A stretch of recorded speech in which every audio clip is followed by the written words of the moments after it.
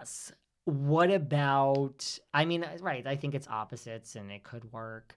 What about, well, what about Lindsay and Carl? I mean, did you know that this was happening? Like, did Lindsay tell you? I Oh my mean, gosh. I did not. That came, out of right field. Yeah. out of So, right field. but here's the thing. When Lindsay and I were talking, I was there at her, apartment often. Carl lived in the building. We'd all have like breakfasts or lunches and dinners together like weekly. We were all like really close. I knew that they had a past. So when I heard, I was more like, oh, well, yeah, I guess that works. That makes sense.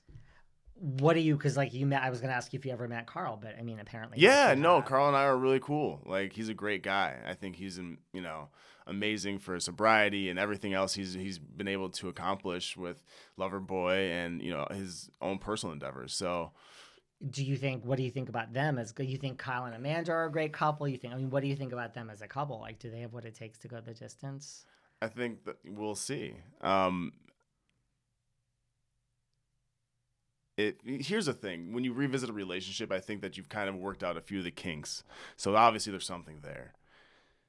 If you can make it go the distance, well, yeah, it's great to get it back on that level. So I'm hoping it can work for them. And sometimes, knowing someone as a friend first helps, Yeah, it does absolutely. right? What do you love best about watching Summer House when you watch it? I mean, is it that you know these people? Like, I mean, are you like, listen, it's gone from a show that started that wasn't really the most popular show on Bravo Yeah, to being like it's like the little engine that could. Like it's a real it's like turned it's into its own little steady, it's powerhouse for turned into sure. a powerhouse. It really Yeah, has. no, I couldn't be more proud of them. When I watch, I'm a little giddy. I'm like, like, but at the same time, it's fun. To kind of see it, to see what's actually captured. Right. From what I was told and what it went down and what they're showing. What do you think about this scene where, Maya and Ciara, sat the roommates down and, like as black women, because Andrea didn't know Maya's name at that point, that whole scene where they try to explain, like, there's not a lot of blacks in the Hamptons. We've all been in the Hamptons. We're trying. So, like, what do you think about that and like the way that was handled? These conversations need to be had. And if you don't bring things up, people will just kind of move along like they're just not skipping a beat.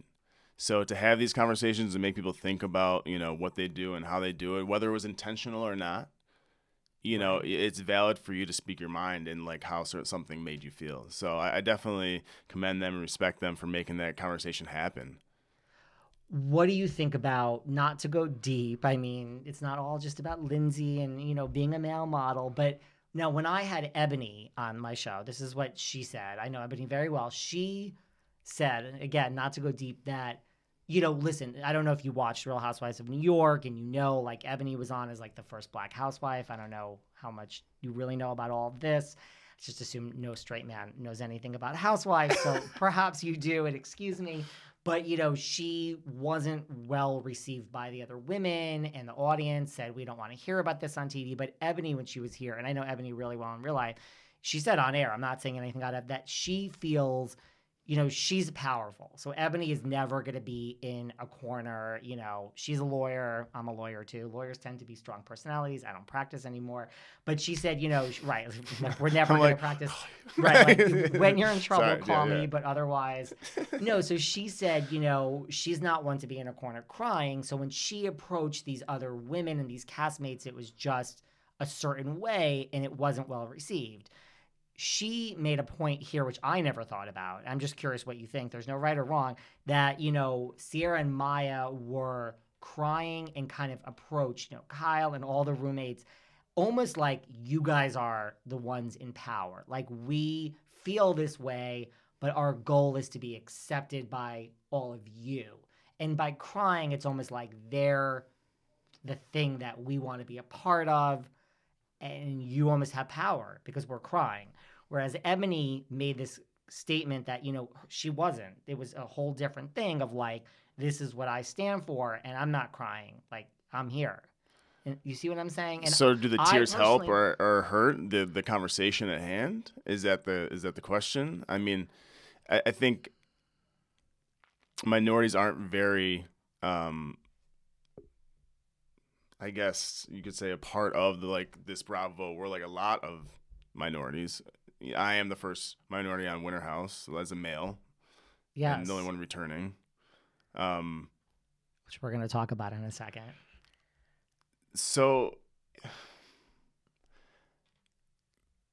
maybe people listen more if you saw tears.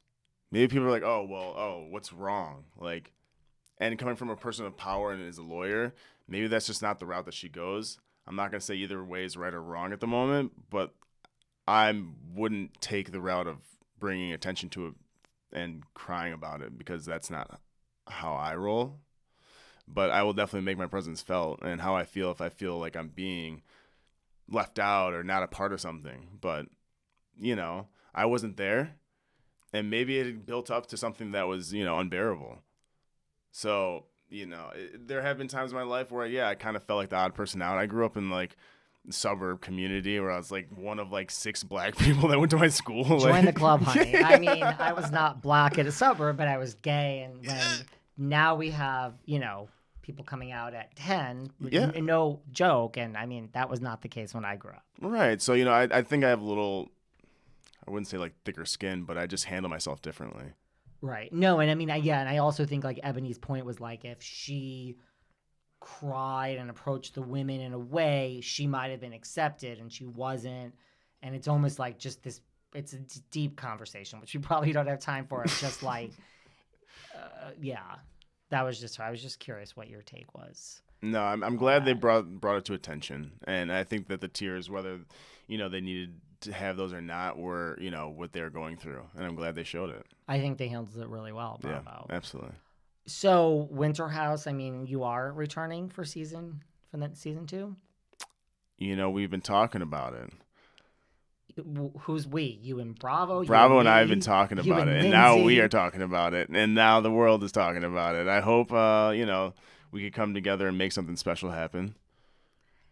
Well, Andrea has gone on to say that Winter House is, happening, and he's not going to be a part of it because he wants to spend time with his girlfriend.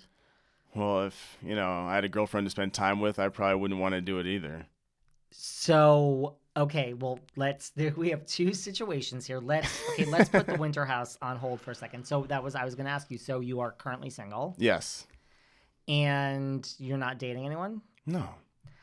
Now, what is your type? I mean, you said Lindsay was very confident. What's your type? Just, I mean, what attracts you to women?